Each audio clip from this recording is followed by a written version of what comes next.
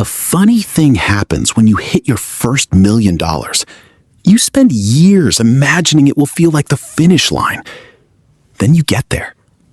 And suddenly, you're standing at the starting line of a completely different game. Because the biggest mistake new millionaires make isn't losing money. It's acting like they're still trying to make money.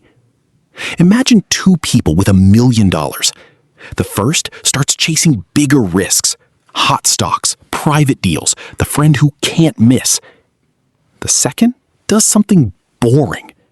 They protect the million. And over the next decade, boring usually wins. Here's the uncomfortable math. At a 7% annual return, $1,000,000 becomes nearly $2 million in about 10 years without adding another cent. No genius trades required, no midnight crypto panic, no checking stock prices during dinner. Yet many people do the opposite. Why? Because earning $1 million and keeping $1 million require completely different skills. The world celebrates wealth creation. It rarely talks about wealth preservation. And that's where fortunes quietly disappear. The irony is that once you have enough capital, your greatest financial threat is often your own ambition.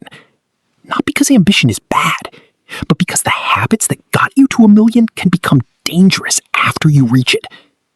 So when that first $1 million finally arrives, the real question isn't how fast you can grow it, it's whether you know when to stop playing offense and start protecting the scoreboard.